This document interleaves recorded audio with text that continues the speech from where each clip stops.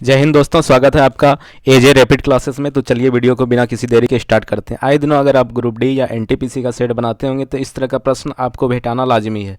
भेटाता ही है हर सेट में, या तो कोई कोई सेट में भेटाता ही है। तो चलिए हम देखते हैं कि इस तरह के सवाल को कैसे सॉल्व किया जाता है। अगर आपसे पूछे कि 10 से 20 तक में कितनी अभाज्य संख्या हैं, 20 से 40 तक में, या 40 से 50 तक में, इस तरह के सवाल कैसे हल करेंगे। तो अगर आप इस तरह के सवाल को आसानी से हल करना चाहते हैं देरी के, तो आपको 10 अंक का वो संख्या याद रखना होगा। अगर आप किसी का भी मोबाइल नंबर याद रखते हैं तो आसानी से याद रख लेते हैं, तो इसी तरह से इसे भी आपको याद रखना होगा, क्योंकि आपको एग्ज़ाम में बहुत कम समय मिलता है और उसे आपको हल करना पड़ता है कम समय में। तो इसे आप याद रख लें। वो अंक है 44, 22, 322 और 321। इसे आप याद रख लें। जैसे कि अगर आपको यह याद रखने में मुश्किल हो तो आप देखें कि पहले पहले कौन सा अंक 44 है जो कि बड़ा है, उसके बाद छोटा 22 है, उसके बाद 32 क्या है, 32 बड़ा है, फिर 23 छोटा है, उसके बाद 21 है, 21 क्या है, फिर छोटा आ जाता है, यानी बड़ा बड़ा छोटा छोटा। ठीक है, यानी 44 उसका आधा 22, उसके बाद 32, 23, 21। इसे आप याद रख लें। इसे हम देखते हैं कि इसका प्रयोग करके हम इस सवाल को कैसे हल कर सकते हैं। तो चलिए आगे देखते हैं। अगर आपसे पूछे कि 10 से 1 से 10 तक, तो 1 से 10 तक में 4 हो जाएगा। अगर आपसे पूछे 10 से 20 तक में, तो 10 से 20 तक में कितना हो जाएगा, 4 हो जाएगा। अगर आपसे पूछे 20 से 30 तक में, तो 20 से 30 तक में 2 हो जाएगा। अगर आपसे पूछे 30 से 40 तक में, तो 30 से 40 तक में 2 हो जाएगा। उसी तरह से अगर आपसे पूछे 40 से 50 तक में, तो 3 हो जाएगा। 50 से 60 तक में तो 2 हो जाएगा। 60 से 70 तक में तो 2 हो जाएगा। 70 से 80 तक में तो 3 हो जाएगा। 80 से 90 तक में तो 2 हो जाएगा। 90 से 100 तक में तो 1 हो जाएगा। तो आगे हम देख रहे हैं कि क्वेश्चन में पूछ रहा है कि 10 से 20 तक कितनी अभाज्य संख्याएं हैं। तो 10 से 20 तक में कितनी अभाज्य संख्याएं हैं, 4 अभाज्य संख्याएं 10 से 20 तक में। उसी तरह हम बड़े से बड़े सवाल को भी हल कर सकते हैं। आगे देखते हैं सवाल को। अब इस क्वेश्चन को देखिए। इस क्वेश्चन में कह रहा है कि 50 से 100 तक में कितनी अभाज्य संख्याएं हैं। तो हम ठीक उसी प्रकार से हल करेंगे। 50 से 100 तक में कितनी अभाज्य संख्याएं कह रहा है, तो उस नंबर को लिखेंगे 44, 22, 322 और 321। इस नंबर से हम हल करेंगे। देखिए 50 से 100 कर रहा है, तो इसके लिए 10, 20, 30, 40, 50। ये 50 जो है इसको छोड़ करके आगे जो है 100 तक, 60, 70, 80, 90, 100, 100 तक में ये आ जाता है। यानी कि यहाँ से लेकर के यहाँ तक जितने भी अंक आते हैं सबको जोड़ दीजिए। 2, 2, 4, 3, 7, 7, 8, 9, 1, 10, यानी कि टोटल कितना हो गया 10। टोटल जो हमारा आंसर हो जाएगा 50 से 100 तक के बीच में कितनी अभाज्य संख्याएं, तो वो हो जाएगा 10। तो 10 हमारा आंसर हो जाएगा। आगे देखते हैं। देखिए आगे कह रहा है, इस क्वेश्चन में कह रहा है कि 20 से 80 तक में कितनी अभाज्य संख्याएं हैं। तो हम उसी अंक का उपयोग करेंगे। देखिए लिखेंगे 44, 22, 322, 321। इसी का प्रयोग करेंगे। 20 से 80 तक में कह रहा है, तो देखिए ये 10, ये 20, इसको छोड़ के आगे देखेंगे। 10, 20, 30, 40, 50, 60, 70, 80, यानी कि यहाँ तक में 20 वाला जो कह रहा है, तो 20 को छोड़ करके आगे जो भी होगा वो वहाँ से हम स्टार्ट करेंगे। यानी कि 20 से 80 तक में कितना हो जाएगा, तो 3, जितने भी अंक हैं सारे अंक को जोड़ देंगे। 3, 7, 8, 9, 10, 11, 12, 13, 14, यानी कि टोटल हो गया 14। अगर हम 3, 2, 2, 3, 2 अगर ये सब को जोड़ते हैं तो आ जाता है 14। तो हमारा आंसर क्या हो जाएगा, 14। आगे देखते हैं।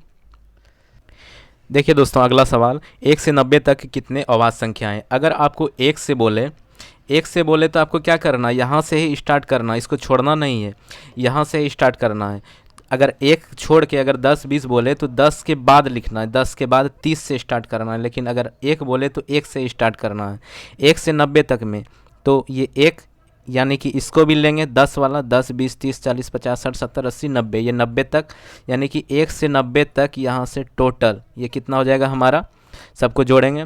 3, 2, 5, 6, 7, 8, 9, 10, 11, 12, 13, 14, 15, 16, 17, 18, 19, 20, 21, 22, 23, 24, यानी कि हमारा आंसर हो जाएगा 24। तो अगर आपसे पूछे 1 से 90 तक में 24 हो गया।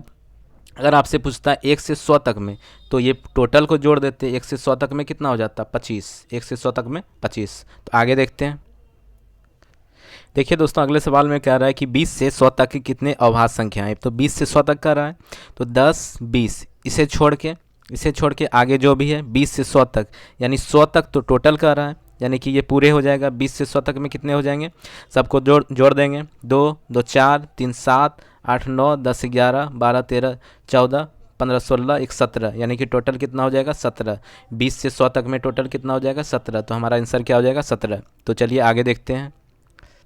देखिए दोस्तों, अगर आपको ये हमारा प्रयास अच्छा लग रहा हो तो मैं डेली प्रत्येक दिन एक सेट ज़रूर आपके लिए करूँगा।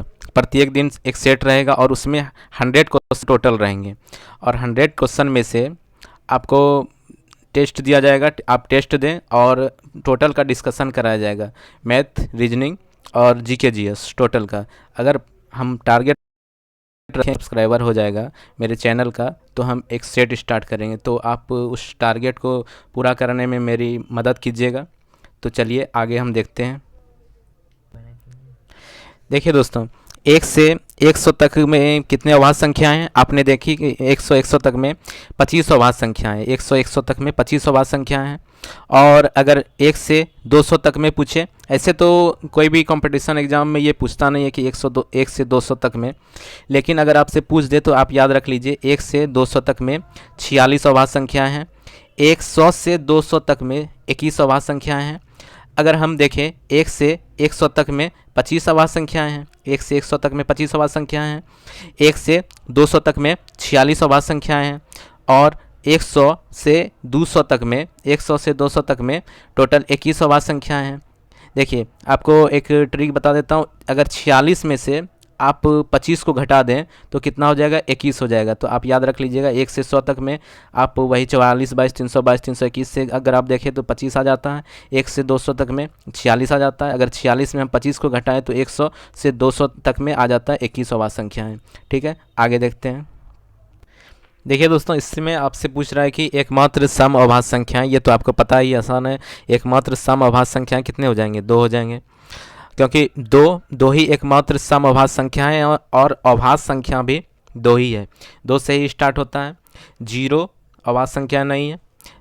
1 क्या है, 1 ना तो भाज्य है और ना ही अभाज्य है। अभाज्य संख्या के लिए क्या होता है, जो कि 2 केवल 1 और स्वयं से कटे, जो केवल 1 और स्वयं से कटे। 2 क्या है, 2 अभाज्य संख्याएं जो केवल 1 और स्वयं से कट रहा है। लेकिन 1 क्या है, 1 देखिए 1 का अगर हम बात करें तो 1 कट रहा है, 1 से कट रहा है, और 1 अगर हम देखें तो 1 किसी और के साथ कट रहा है। कोई 2 अंक है चाहिए कटने के लिए, एक तो 1 स्वयं से कटे, एक अपने से कटे, और एक से कटे। लेकिन यानी कि 2 अंक चाहिए इसको काटने वाला। ये दो के लिए क्या, जितने भी अभाज्य संख्या हैं वो स्वयं या 1, यानी कि 2 अंक चाहिए कटने के लिए, काटने वाला। इसलिए 2 ही केवल क्या है, 2 ही से शुरू होता है अभाज्य संख्या। इसलिए अभाज्य संख्या पूछे तो 2 से शुरू होता है, सम अभाज्य संख्या पूछे तो 2 से शुरू होता है, यानी कि सबसे छोटी 2 ही होता है। तो चलिए आगे देखते हैं।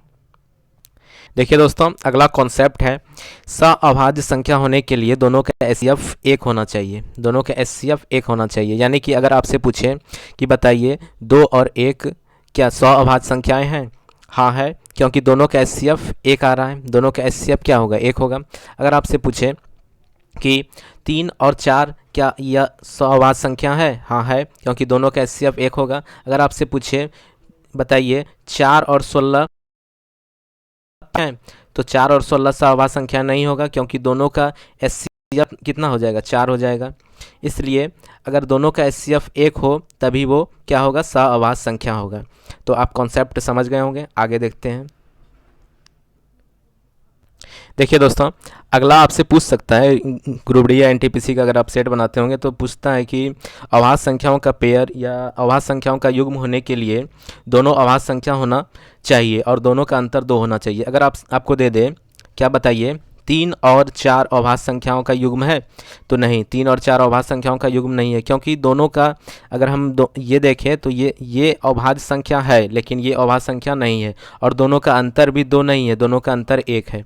आगे देखते हैं। अगर आपसे पूछे कि बताइए कि 7 और 9 क्या ये दोनों अभाज्य संख्याएं हैं, अभाज्य संख्याओं का युग्म है।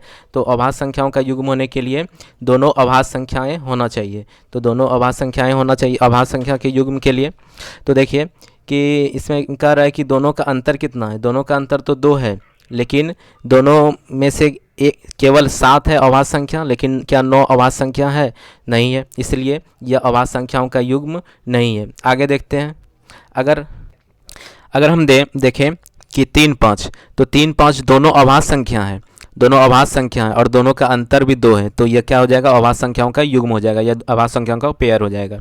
अगर हम देखें 11 13, तो दोनों अभाज्य संख्या हैं और दोनों का अंतर भी 2 है। तो ये अभाज्य संख्या का पेयर हो जाएगा। चलिए तो आगे देखते हैं। क्वेश्चन हमारे पास जो दिया गया है देखते हैं। क्वेश्चन देखिए दोस्तों, इसमें कह रहा है कि निम्नलिखित में से कौन सा अभाज्य संख्या है। तो कौन सा अभाज्य संख्या है? मैंने आपको बताया था कि अभाज्य संख्या होने के लिए अभाज्य संख्या निम्नलिखित में से कौन सा अभाज्य संख्या है। तो अभाज्य संख्या है, यानी कि ये पूछ रहा है कि अभाज्य संख्या का युग्म तो नहीं पूछ रहा है। इसमें मिस प्रिंटिंग हो गया है, स अभाज्य संख्या होगा। निम्नलिखित में से कौन सा स अभाज्य संख्या है। तो स अभाज्य संख्या के लिए मैंने आपको बताया था कि दोनों का एचसीएफ 1 आना चाहिए। तो हम एक नंबर चेक करते हैं, तो 2 और 4 का एचसीएफ कितना? 2 आ जाता है। दूसरा नंबर करते हैं कि 2 और 8 का एचसीएफ कितना? 2 आ जाता है। ये 5 और 10 का एचसीएफ कितना? 5 आ जाता है। अगर और 3 का एचसीएफ लें, एचसीएफ तो कितना हो जाता है? 1 आ जाता है। तो इसका स अभाज्य संख्या कितना होगा? स अभाज्य संख्या का 8 और 3 हो जाएगा। अब देखिए 8 और 3 दोनों का एचसीएफ अगर हम निकालें तो 1 हो जाएगा, इसलिए यह स अभाज्य संख्या हो जाएगा। चलिए आगे देखते हैं। इसके बारे में तो मैंने आपको बताया था। देखिए पीछे फिर से दिखा देता हूँ आपको। इसमें आपको बताया था कि स अभाज्य संख्या होने के लिए दोनों का एचसीएफ होना चाहिए कितना? 1 होना चाहिए। तो आपको उम्मीद करता हूँ कि ये समझ में आ गया होगा, बताया वही भी हूँ। आगे देखता हूँ। देखिए इस प्रश्न में कह रहा है कि निम्नलिखित में से कौन अभाज्य संख्याओं का पेयर है। तो अभाज्य संख्याओं का पेयर होने के लिए आपको क्या बताए थे कि दोनों का अंतर 2 होना चाहिए और दोनों अभाज्य संख्या होना चाहिए। तो अगर हम एक नंबर में चेक करें तो 2 तो अभाज्य संख्या है, लेकिन 6 अभाज्य संख्या नहीं है, तो ये कट गया। बी नंबर देखते हैं कि 3 और 5 में, तो 3 अगर हम देखें तो 3 तो अभाज्य संख्या है, 5 भी अभाज्य संख्या है और दोनों का अंतर भी 2 है। हाँ, तो ये हो जाएगा, बी नंबर हो जाएगा आंसर। आगे अगर चेक करते हैं तो 3 6 और 8 को देखते हैं, तो 6 भाज्य संख्या है, अभाज्य नहीं है। 8 भी भाज्य संख्या है। 3 और 2 को देखते हैं, ये दोनों अभाज्य है, लेकिन दोनों का अंतर कितना? 1 है। दोनों हम क्या बताए थे कि दोनों का अंतर 2 होना चाहिए। तो उम्मीद करते हैं कि ये आपको समझ में आ गया होगा। तो आगे देखते हैं। देखिए दोस्तों, आगे क्वेश्चन में कह रहा है कि निम्नलिखित में से कौन अभाज्य संख्याओं का युग्म है या पेयर है। तो अभाज्य संख्याओं का पेयर आपको बताए थे कि दोनों अभाज्य संख्या होना चाहिए और दोनों का अंतर 2 होना चाहिए। तो हम देख रहे हैं कि ये दोनों अभाज्य संख्या 21 क्या है, 21 भाज्य संख्या, 23 अभाज्य है, लेकिन दोनों का अंतर 2 होने से, यानी कि एक तो एक भाज्य संख्या मिल गया, तो ये कट गया। आगे देखते हैं कि 20 क्या है, 20 भाज्य संख्या, ये कट गया। आगे देखते हैं 20 भाज्य संख्या, ये भी कट गया। ये आगे देखते हैं 17 अभाज्य है, 19 भी अभाज्य है, ठीक है, और दोनों का अंतर भी 2 है, ठीक है। तो ये क्या हो जाएगा? अभाज्य संख्या का युग्म हो जाएगा। तो ये सही है, तो डी नंबर हमारा आंसर हो जाएगा। अगर आपने वीडियो से कुछ सीखा होगा तो ये आपके लिए एक क्वेश्चन है कि सबसे छोटी अभाज्य संख्या कौन सा होगा। सबसे छोटी अभाज्य संख्या कमेंट करके अपना जवाब दें। तो हम उम्मीद करते हैं कि आपको वीडियो अच्छी लगेगी। अगर वीडियो अच्छी लगी हो तो वीडियो को लाइक करें, चैनल को सब्सक्राइब करें और वीडियो को अपने दोस्तों के साथ शेयर करें। जय हिंद।